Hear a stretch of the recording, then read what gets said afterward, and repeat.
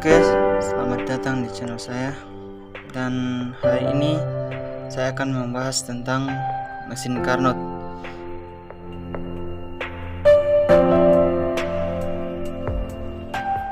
Oke, kita lanjut. Mesin Carnot adalah mesin kalor yang paling sempurna dan memiliki efisiensi tertinggi. Bahkan sampai sekarang hampir tidak ada mesin kalor yang dibuat dengan efisiensi di atas 50%.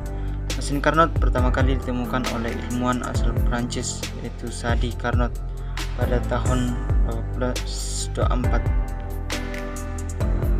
Metode ini digunakan untuk meningkatkan efisiensi mesin berdasarkan siklus usaha atau yang dikenal sebagai siklus Carnot. Oke. Pengertian mesin Carnot.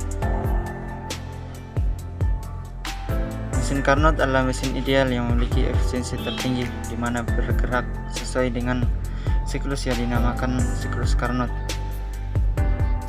Ini adalah contoh. Oke. Siklus Carnot adalah proses termodinamika yang dialami pada suatu sistem mesin Carnot. Siklus ini terdiri dari 4 proses, yaitu 2 proses isotermal dan 2 proses adiabatik. Mesin Carnot. Rumus mesin Carnot. Efisiensi digunakan untuk mengukur kemampuan mesin dalam mengubah kalor yang diserap menjadi kerja. Efisiensi mesin kalor. Eta sama dengan W per Q1 dikali 100%.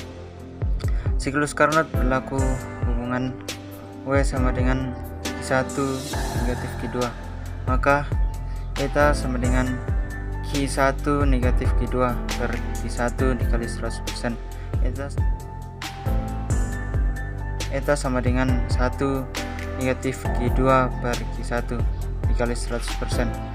Berdasarkan siklus Carnot berlaku Q2 per Q1 sama dengan T2 per T1, sehingga rumus efisiensi siklus Carnot menjadi eta sama dengan 1 negatif T2 per T1 dikali 100%, di mana eta adalah efisiensi mesin Carnot. T1 adalah suhu reservoir bersuhu tinggi dengan satuan Kelvin. T2 adalah suhu reservoir bersuhu rendah dengan satuan Kelvin. Jenis proses. Siklus Carnot terdiri dari 4 proses, yaitu 2 proses adiabatik dan 2 proses isotermal. Mesin ini bekerja secara reversibel atau bolak-balik. Tahapan siklus Carnot ditunjukkan sebagai berikut. Oke.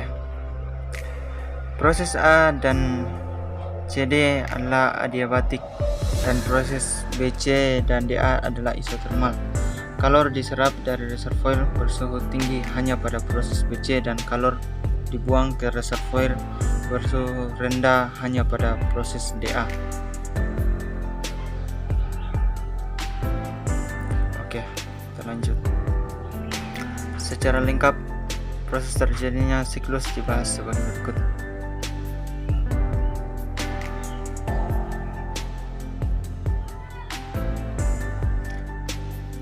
Yang pertama, proses AGB. Sistem mengalami ekspansi isotermal, di mana sistem menyerap kalor sebesar Q1 pada temperatur T1. Proses B ke C, ekspansi adiabatik, di mana tidak ada kalor yang keluar dan masuk dalam sistem. Temperatur berubah dari T1 menjadi T2 dan sistem melakukan kerja. 3. Proses C ke D. Proses C ke D. Kompresi isotermal. Pada proses ini sistem melepas kalor sebesar Q2 dan tidak adanya perubahan temperatur. 4. Proses D ke A. Kompresi adiabatik, karena sistem tidak menyerap ataupun melepas kalor. Temperatur sistem berubah dari T2 menjadi T1 dan dikenakan kerja pada sistem.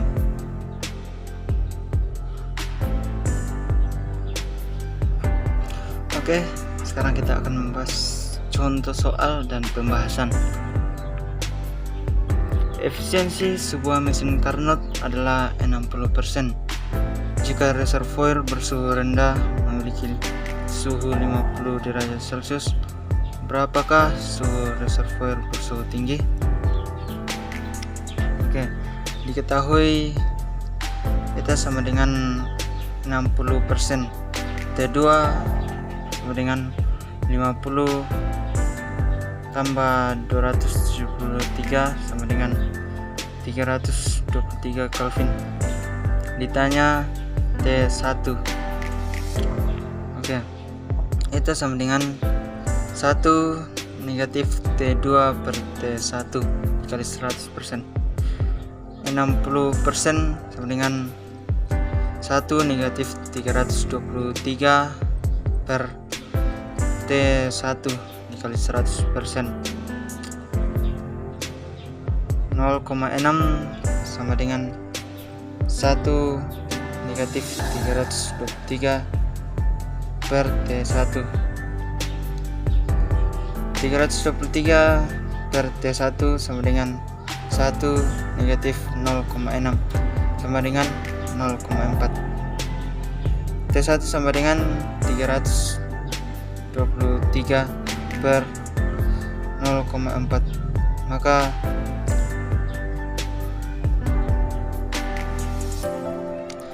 ratus 7,5 Kelvin. Jadi suhu reservoir bersuhu tinggi T1 adalah 807,5 Kelvin. Terima kasih telah menonton. Sampai jumpa di video-video berikutnya. Bye.